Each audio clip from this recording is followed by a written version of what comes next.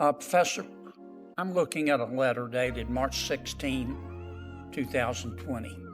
It's a letter to Governor Lamont in Connecticut. The title of it is Urgent Action Needed to Protect Individuals in Connecticut's Prisons and Jails from Coronavirus 19 Pandemic. Did you sign that letter? So I don't recall sitting here today, Senator. Here's your signature. Here is back here. Why didn't you turn this over to us when you were asked to submit documents? So, Senator, I made every effort to search for everything that I had ever signed. That's not a letter I remember, but I will certainly take a look at that. And we found it was with a search on the internet. So I apologize, Senator. I apologize. In your letter to the governor, here's what you say. As they stand, prisons and jails are detrimental to public health and human rights and disproportionately harm marginalized communities, including Black, Brown, Indigenous, and other communities of color, immigrants, people with mental illness, people with disabilities, people in the LGBTQ plus community, people who use drugs, people engaged in sex work and street economies, and people experiencing houselessness and poverty. So if you believe that about our prisons, how are you going to ever send somebody to prison? So, Senator, I will need to take a look at that letter, and I apologize that that's not something I found to hand to this committee. You're not denying you said that. I do need to see the letter to see the context, because again, it's not something I remember adding my name to. Yeah. I can assure you, right. Senator. And you also say, first, you call on Governor Lamont to release everybody in jail. Is that right? Because of the coronavirus? So again, Senator, I would need to see that letter in front of me. It certainly was not. You can find it just put your name into Google. You'll find it in about 3 nanoseconds. I will, Senator. I can assure you that You said in your letter, Professor, we call on Governor Lamont, State of Connecticut, and all Connecticut jurisdictions to immediate release to the maximum extent possible people incarcerated pre-trial and post-conviction. And then you go on to say, talking once again about our jails, the global COVID-19 pandemic is throwing into sharp relief the untenable state of our penal system and the need for sustained action to shrink its scale, shrink its size, and shrink its scope. You sound here like the district attorney in San Francisco. If you believe that, how are you going to ever send us anybody to jail, Professor? I can assure you, Senator, that I understand the role of the judge, and that I can assure you prison time is an appropriate sentence in many cases. That's not what you say here to the governor. You wrote the governor. This isn't some DoorDash delivery guy. You wrote the governor of your state 3 years ago. So again, Senator, in law school. So again, Senator, I would need to look at the letter. It sounds like it was written at the height of the pandemic, where governors were looking for. You also wrote the governor, you said, people over the age of 55 are at the greatest risk for COVID-19, but also pose the least public safety risk to our communities. People in this age group can and should be released immediately to mitigate the spread of COVID-19. You think the governor if you're over the age of 55, he should have let everybody go? No, Senator, that's not a position. That's what you said. Okay. Here it is, biggest house. Again, Senator, I will look at that letter. I can assure you that. Find it on Google, Professor. You also say Governor Lamont should issue an executive order to direct the state's attorney offices and law enforcement entities, including the town and city police departments, and any federal law enforcement entity operating within the state, to immediately cease adding to the incarcerated prison population given the high risk of infection posed by the population increase.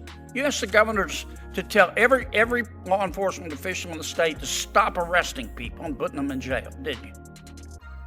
So again, Senator, I have to look at that letter. don't remember. I do think there were modifications that the governors were making around the country to respond to the You also pandemic. had an opinion in your letter about, can I have another 30 seconds, Mr.? You had an opinion in your letter about immigration.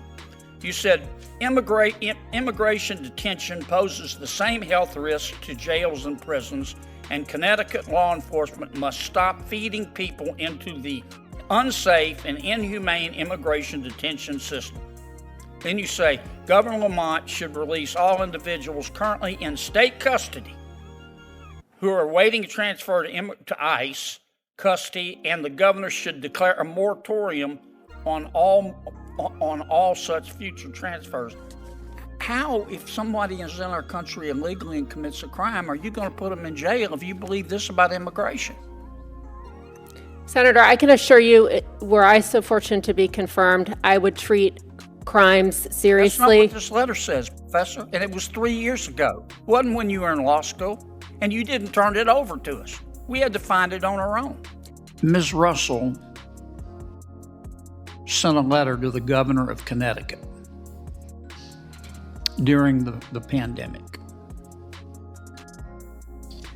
Here's what she said, quote, "As they stand, prisons and jails are detrimental to public health and human rights and disproportionately harm marginalized communities, including Black, Brown, Indigenous, and other communities of color, immigrants, people with mental illness, people with disabilities, people in the LGBTQ plus community, people who use drugs, people engaged in sex work and street economies, and people experiencing houselessness and poverty."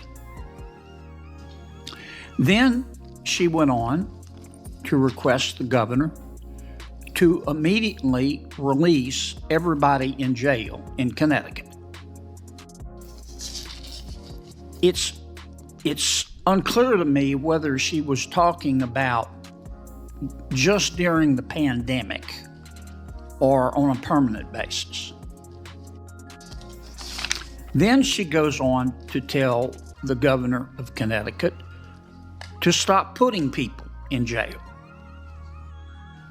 And it's still unclear to me whether she meant just for the duration of the pandemic or on an extended basis.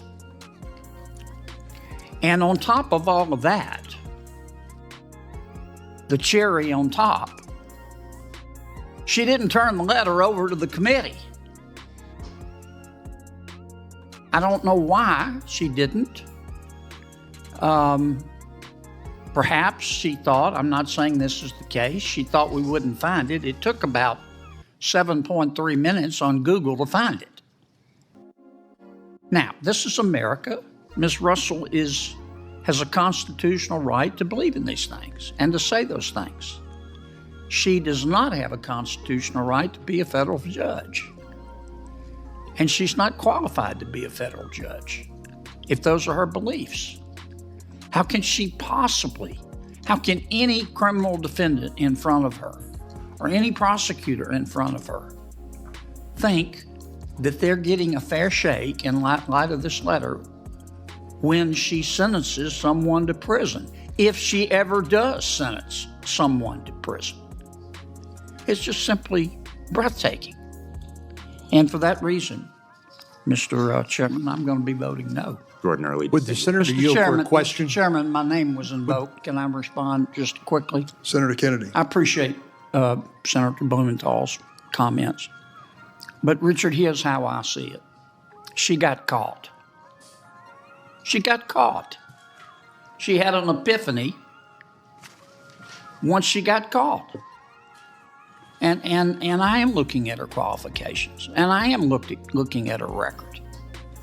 And I don't know that she didn't help write this letter. I know she signed it. And I know she tried to hide it from this committee.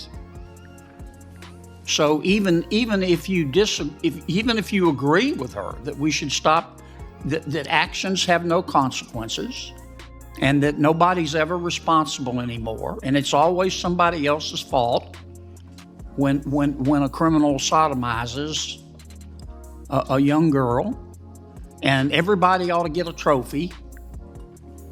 I mean, I wish we lived in a world like that, but that's what she believes. And you know it, and I know it. And she has recanted after she got caught, and she got caught because she didn't turn it over to us, for God's sakes. Senator, we had to find it on our own. Shame on her. And every single time when she has got to, on the federal bench, she has got to sentence a criminal defendant, this is going to be grounds for appeal. For God's sakes, does the rule of law mean nothing? 3 words: she got caught. She got caught. And we found the letter, and she didn't turn it over. And during committee, instead of saying, yeah, I signed the letter, and I shouldn't have done it, I don't believe that. First, she said she wasn't sure. And then she was sure. And then she didn't mean it. And then she'll make a pinky promise that she'll be a fair federal judge. These positions are for life. They're there forever. At a minimum, just because you've seen My Cousin Vinny doesn't qualify you to be on the federal bench. At a minimum, there ought to be a minimum level of integrity and a minimum level of adherence to the rule of law. And this lady sets a new standard. And I wish you didn't have to say that, but those are the facts. Would the senator yield for one last question? Of course.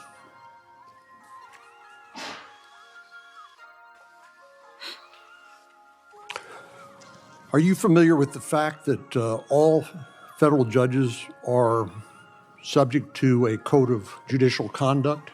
Yes, sir. That would be all federal judges, correct? Yes, sir. Including members of the United States Supreme Court. Yes, sir. And is the senator aware of the fact that that code of judicial conduct that applies to all federal judges was actually promulgated in 1919? Yes, sir. I understand that's the case. And I'm trying to reconcile the chairman's statement that this code of judicial conduct that applies to the Supreme Court specifically, that was issued on November the 13th, that was the first time that members of the Supreme Court were subject to a code of judicial conduct.